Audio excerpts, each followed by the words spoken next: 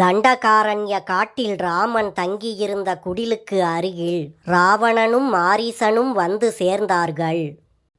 குடிலின் தூரத்தில் நின்ற மாரீசனின் கையை பிடித்த ராவணன், "மாரீசா, அதோ பார், ராமனின் குடில் உள்ளது. என் திட்டப்படி அனைத்தையும் சிறப்பாக செய்து முடி" என்று மாரீசனை அங்கு அனுப்பினான் ராவணன். உடனே மாரீசன் அழகிய பொன்மான் வேடத்திற்கு உருமாறினான். அந்த மானின் உடலில் ஒவ்வொரு அங்கமும் விசித்திர அழகில் வைர வைடூரியங்கள் இரத்தின கற்கள் பதித்த தங்கமான் போல் ஒளி வீசியது. பின் மானின் உருவில் இருந்த மாரீசன் ராமனுடைய குடிலை சுற்றி சுற்றி வந்தான். அங்கு காட்டில் இருந்த மற்ற மான்கள் அந்த மானின் அருகில் வந்ததும் இது தங்களுடைய இனம் இல்லை என்று சந்தேகத்துடன் விலகி சென்றது. அப்போது சீதை குடிலுக்கு அருகே பூக்களை பறித்து கொண்டிருந்தாள். அந்த தங்க மான் சீதைக்கு முன்பாக ஓடி துள்ளி குதித்தது.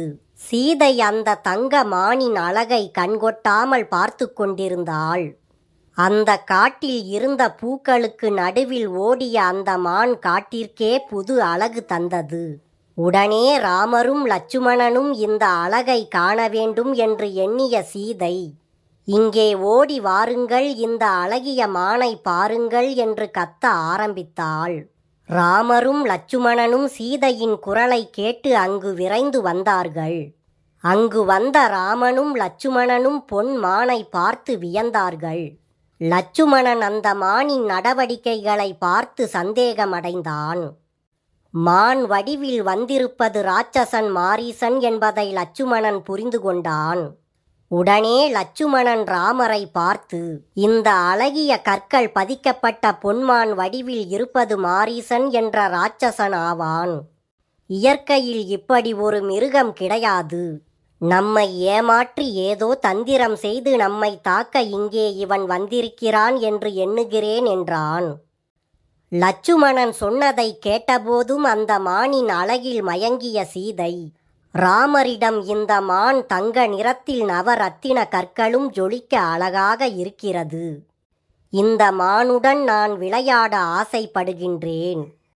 நாம் இந்த காட்டை விட்டு அரண்மனைக்கு செல்லும் காலம் நெருங்கிவிட்டது. நாம் இங்கிருந்து செல்லும்போது இந்த மானையும் தூக்கி சென்று விடலாம். நமது அரண்மனை தோட்டத்தில் இந்த மானுடன் ஆனந்தமாக பொழுதை கழிக்க நான் விரும்புகின்றேன். இந்த மானை பார்த்தால் பரதன் மிகவும் மகிழ்ச்சி அடைவான். இந்த மானை பரதனுக்கு பரிசாக நாம் கொடுக்கலாம். இந்த மானை பிடித்து எனக்கு தாருங்கள். நமது குடிலில் இந்த மானை கட்டி வைத்து வளர்க்கலாம்" என்று விடாமல் ராமரிடம் மானை பிடித்து கொடுக்க சொல்லி பேசிக்கொண்டே இருந்தாள் சீதை. இப்போது ராமர் லட்சுமணனிடம் பேச ஆரம்பித்தார். "சீதையின் பேச்சை பார் லட்சுமணா. அவளின் பேச்சில் இருந்து அந்த மான் அவளுக்கு மிகவும் பிடித்திருக்கிறது என்று நமக்கு தெரிகிறது. அவளுடைய ஆசையை நிறைவேற்றுவது எனது கடமையாகும். நீ கூறுவது போல் அந்த மான் ஒரு ராட்சசனாக இருந்தால் இந்த காட்டில் இருக்கும் முனிவர்களுக்கு நாம் கொடுத்த வாக்கின்படி அதனை அழிப்பது நமது கடமையாகும். வந்திருப்பது ஒரு ராட்சசனா என்று நமக்கு தீர்மானமாக தெரியாது. அதனால் நீ வில் அம்புடன் கவனத்துடன் சீதைக்கு பாதுகாப்பாக இருக்க வேண்டும். எந்த சமயத்தில் என்ன வேண்டுமானாலும் நிகழலாம். அதனால் நீ எச்சரிக்கையுடன் இருக்க வேண்டும். நான் அந்த மானை உயிருடனோ அல்லது அந்த மான் ஒரு ராட்சசனாக இருக்கும் பட்சத்தில் அந்த மானை கொன்றோ கொண்டு வருகிறேன்" என்று வில் அம்புடன் கிளம்பினார் ராமர். பின் லட்சுமணன் யுத்தத்திற்கு தயாராக இருப்பது போல் வில் அம்புடன் சீதைக்கு காவலாக இருந்தான். ராமர் அந்த தங்க மானை பின்தொடர்ந்து ஓடினார். ராமர் தன்னை பின்தொடர்ந்து வருகின்றாரா என்று மான் உருவத்தில் இருந்த மாரீசன் திரும்பி திரும்பி பார்த்து கொண்டே காட்டிற்குள் ஓடினான். மானை ராமரால் பிடிக்க முடியவில்லை. ராமரை அவருடைய குடிலில் இருந்து நீண்ட தூரத்திற்கு இழுத்து வந்தான் மான் உருவில் இருந்த மாரீசன். இப்போது ராமர் தன்னுடைய வில்லை எடுத்தார். இதனை கண்ட மான் உருவில் இருந்த மாரீசனுக்கு தான் ராமரின் கையால் இறக்கப் போகின்றோம் என்று தெரிந்துவிட்டது. உடனே ராமரின் கண்ணில் படாமல் ஒரு மரத்தின் பின்னால் ஒளிந்து கொண்டான். ராமர் தனது வில்லில் அம்பை பூட்டி மான் இருக்கும் திசையை நோக்கி செலுத்தினார். அம்பு மானை குத்தியது. இப்போது மான் உருவத்தில் இருந்த மாரீசன் தனது சுய உருவத்தை அடைந்தான்.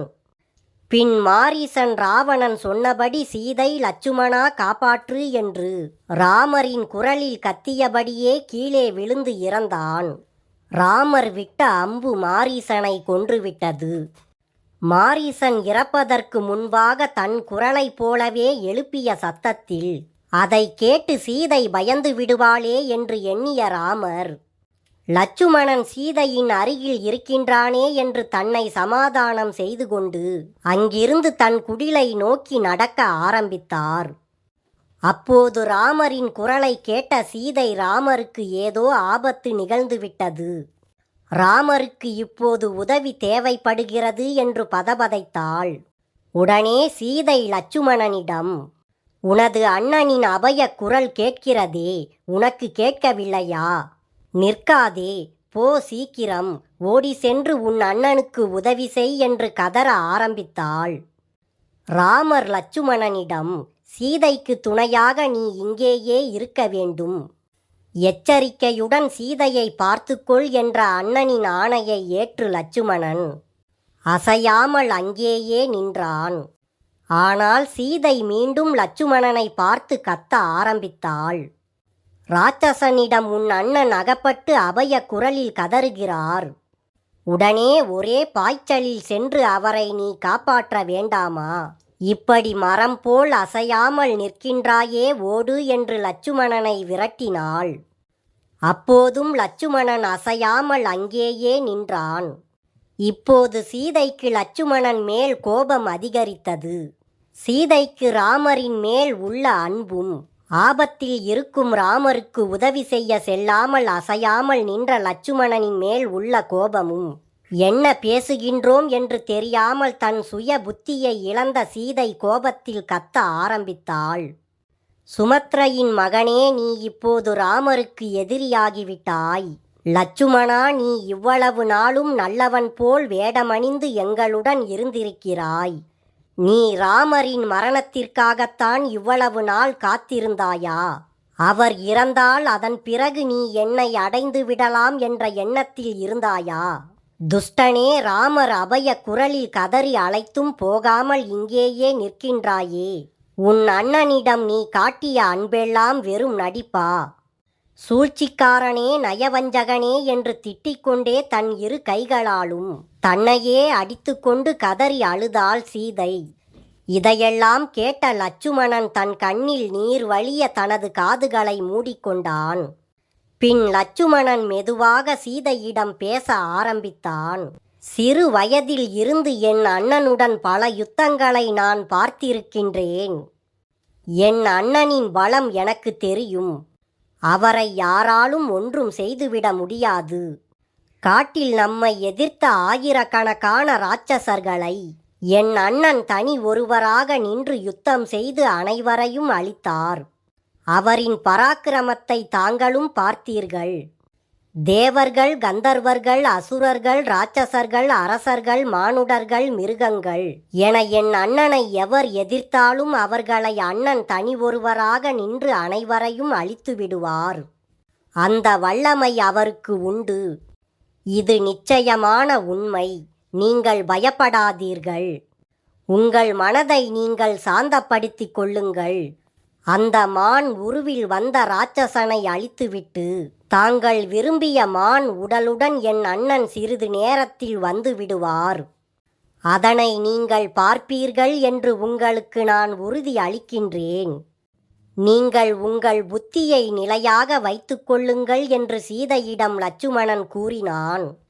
இப்போது சீதை மீண்டும் லட்சுமணனிடம் பேசினாள். அண்ணனின் ஆணை என்று சமாதானம் சொல்லி உன் அண்ணன் கதறினாலும் நீ போக மறுக்கிறாய். அவரும் நானும் உன்னை நம்பி மோசம் போனோம். ராமருக்கு பகைவனாய் வந்த துஷ்டனே, இது பரதனின் சூழ்ச்சியா? பரதன் சொல்லிக் கொடுத்து இதுபோல் நீ செய்கிறாயா? ராமரின் உடன் பிறந்தவர்கள் அனைவரும் சேர்ந்து அவரை அழித்து ராஜ்யத்தை அடைய நினைக்கின்றீர்களா? ராஜ்யத்தையும் என்னையும் நீ அடைய நினைத்து இதுபோல் செய்கிறாய் என்பதை நான் தெரிந்து கொண்டேன். ஆனால் உன் எண்ணம் நிறைவேறாது. உன் அண்ணன் இல்லை என்று தெரிந்த அடுத்த கணம் நானும் இறந்து விடுவேன். இப்போது நீ சென்று அவருக்கு உதவி செய்து அவரை காப்பாற்றாவிட்டால் அதோ பார், உலர்ந்த மரக்கட்டைகள் இருக்கின்றன. இப்போதே இங்கேயே அதில் தீ மூட்டி குதித்து என் உயிரை நான் விடுவேன். இல்லையென்றால் மலையின் உச்சிக்கு சென்று அங்கிருந்து நான் குதித்து விடுவேன். அதுவும் இல்லையென்றால் விஷத்தை நான் அருந்தி விடுவேன். இல்லையென்றால் இதோ பார், உன் கண் முன்பே இப்போதே இந்த ஆற்றில் குதித்து என் உயிரை துறப்பேன் என்று ஒரு சிங்கம் போல் கர்ஜித்து கொண்டே சீதை ஆற்றை நோக்கி செல்ல ஆரம்பித்தாள். இப்போது லட்சுமணன் சீதையை பார்த்து பேசினான். அண்ணி, நீங்கள் சொன்ன இந்த வார்த்தைகள் என் காதுகளில் இரும்பை காய்ச்சி ஊற்றுவது போல் இருக்கிறது. உங்களின் சொல்லையும் செயலையும் பார்த்து நான் பயப்படுகிறேன். உங்களுடைய வார்த்தைகளால் உங்களுக்கு வரும் கேட்டிற்கு நீங்களே வழிவகுத்து கொடுத்து விட்டீர்கள். தேவர்களின் சாட்சியாக சொல்கிறேன், நான் உங்களை கண்டு இரக்கப்படுகின்றேன். நான் இன்று உங்களிடம் குணக்குறைவை காண்கிறேன். எனக்கு பாப எண்ணம் இருப்பது போல் நீங்கள் பேசிவிட்டீர்கள். இது என்னுடைய கெட்ட காலம் என்று நான் எண்ணுகிறேன். என்னுடைய வில்லால் எதையும் வென்றுவிடலாம் என்று நான் கர்வம் கொண்டிருந்தேன். ஆனால் இன்று அந்த கர்வம் அடங்கி விதி என்னை வென்றுவிட்டது. நீங்கள் சொல்வது போல் என் அண்ணனின் ஆணையை மீறி உங்களை தனியாக விட்டு செல்கிறேன். ஆனால் நீங்கள் இங்கிருந்து காணாமல் போகப் போகிறீர்கள். அதற்குண்டான கெட்ட அபச குணங்களை இங்கு நான் காண்கிறேன். என் அண்ணனுடன் சேர்ந்து இங்கே வந்து மீண்டும் உங்களை சந்திப்பேனா என்று தெரியவில்லை. எனக்கு சந்தேகமாக இருக்கிறது. ஆயினும் இதோ தங்களுடைய கடுமையான வார்த்தைக்காக நான் போகிறேன் என்று சீதையிடம் கூறிவிட்டு குடிலை சுற்றி ஒரு கோடு வரைந்தான் லட்சுமணன். பின் மீண்டும் சீதையிடம் லட்சுமணன், தயவு செய்து நீங்கள் குடிலை சுற்றி இருக்கும் இந்த கோட்டை தாண்டி மட்டும் வெளியே வந்து விடாதீர்கள். உங்களை இங்கிருக்கும் வன தேவதைகள் காப்பார்களாக என்று சொல்லிவிட்டு திரும்பி திரும்பி பார்த்தபடி ராமர் சென்ற காட்டிற்குள் ஓடினான் லட்சுமணன். சீதை சொன்ன கோரமான வார்த்தைகள் அண்ணனுக்கு தெரிந்தால் அவர் மிகவும் வருத்தப்படுவார். கோபமே வராத அண்ணனுக்கு கோபம் வருவதற்கு வாய்ப்பு இருக்கிறதே என்று கோபமும் துயரமும் சேர்ந்து லட்சுமணனை மிகவும் வாட்டியது. லட்சுமணன் சீதையை தனியே விட்டுவிட்டு செல்லும் நேரத்திற்காக அங்கே காத்திருந்த ராவணன் தனது உருவத்தை மாற்றிக்கொண்டான். பின் காவி உடை அணிந்து தண்டமும் கமண்டலமும் தரித்து முனிவரைப் போல் சீதை இருக்கும் குடிலை நோக்கி சென்றான். அங்கு அழுத முகத்துடன் இருந்த சீதையை பார்த்து ராவணன், யாரம்மா நீ? இந்த ராட்சசர்கள் வாழும் காட்டில் நீ தனியாக இருக்கிறாய். எதற்காக நீ அழுது கொண்டிருக்கிறாய் என்று சீதையிடம் ராவணன் கேட்டான். ராமர் லட்சுமணனுடன் வந்துவிடுவார் என்று காத்திருந்த சீதை தனது குடிலின் முன் வந்திருக்கும் முனிவர் கேட்ட கேள்விக்கு பதில் சொல்லலாமா வேண்டாமா என்று குழப்பத்துடன் யோசித்தாள். பின் பதில் ஏதும் சொல்லவில்லை என்றால் கோபத்தில் முனிவர் சாபம் ஏதும் விட்டுவிடுவாரோ என்ற பயத்தில் அழுத முகத்தை துடைத்து கொண்டு அவரை முறைப்படி வரவேற்று உபசாரம் செய்தாள். பின் ராவணன் கேட்ட கேள்விகளுக்கு நடந்தவற்றை பதிலாக சொல்லிக்கொண்டே ராமர் வந்துவிட்டாரா என்று வாசலை பார்த்து கொண்டே இருந்தாள் சீதை. அப்போது ராவணன் ராட்சச குலத்தின் பெருமைகளை சொல்லியும் ராமனை இகழ்ந்தும் பேசினான். இலங்கையின் பெருமைகளை சொல்லியும் தனது அரண்மனையின் பெருமைகளையும் சொன்னான். பின் மேலும் ராவணன் சீதையிடம், நான் ஆகாயத்தில் நின்று இந்த மண்ணுலகை என் இரு கைகளாலும் தூக்குவேன். நான் யமனுடன் யுத்தம் செய்து அந்த யமனையும் கொல்வேன். கூறிய அம்புகளை விட்டு சூரியனின் கதிர்கள் இங்கு வருவதையும் நான் தடுப்பேன். விருப்பப்படி எனது உருவத்தை என்னால் மாற்றிக்கொள்ளும் சக்தி படைத்தவன் நான். அதனால் நீ காட்டில் சுற்றி திரியும் ராமனை விட்டுவிட்டு என்னுடன் வந்துவிடு. உன்னை என்னுடைய அரண்மனைக்கு பட்டத்து அரசியாக்கி விடுகிறேன். அதன்பின் தேவலோகத்தில் உள்ள தேவர்களும் தேவதைகளும் உனக்கு அடிமையாக இருப்பார்கள். 14 உலகத்திற்கும் நீ அரசியாக இருப்பாய் என்று சீதைக்கு ஆசை காட்டினான் ராவணன். ராவணன் இவ்வாறு கூறியதை கேட்ட சீதை கோபத்தில் கத்த ஆரம்பித்தாள். மாமலையைப் போல் அசைக்க முடியாதவர் என் கணவர். அவர் அனைவராலும் விரும்பப்படும் சத்தியம் தவறாதவர். அவர் 5 புலன்களையும் வென்ற கருணை உள்ளம் கொண்டவர். ஆண் சிங்கம் போன்று இருக்கும் அவரிடம் பெண் சிங்கம் போல இருக்கும். என்னை அடைய முயலும் குள்ளனரியே சூரியனின் கதிர்களை எவராலும் தொட முடியாது. அதுபோல் உன்னால் என்னை தொடக்கூட முடியாது. நீ உனது ஆயுளை சீக்கிரமாக முடித்துக்கொள்ள முடிவெடுத்து விட்டாய் என்று நான் நினைக்கின்றேன். எனது கணவர் இங்கு வருவதற்குள் நீ இங்கிருந்து ஓடிவிடு. இல்லையேல் அவரின் அம்புக்கு நீ இரையாவாய். நீ இந்த குடிலை விட்டு உடனே வெளியே போ என்று சீதை கத்தினாள். சீதையின் இந்த பேச்சை கேட்ட ராவணன் தனது ராட்சச உருவத்தை அடைந்தான். பின் ராவணன் சீதையிடம், எனது வீர பிரதாபங்களையும் பெருமைகளையும் உன்னிடம் கூறினேன். அனைத்தையும் கேட்ட நீ நான் சொல்வதற்கு உடன்படவில்லை என்றாள். நீ மிகவும் கர்வம் கொண்டவள் என்று நான் நினைக்கிறேன். உன்னை நான் இங்கிருந்து தூக்கி செல்கிறேன். உன் ராமன் உன்னை எப்படி வந்து காப்பாற்றுகிறான் என்று நான் பார்க்கிறேன் என்றான். சீதை இருக்கும் குடிலை சுற்றி லட்சுமணன் வரைந்த கோடை மீறி சீதை வெளியே வந்தால்தான் அவளை ராவணனால் தூக்கி செல்ல முடியும்.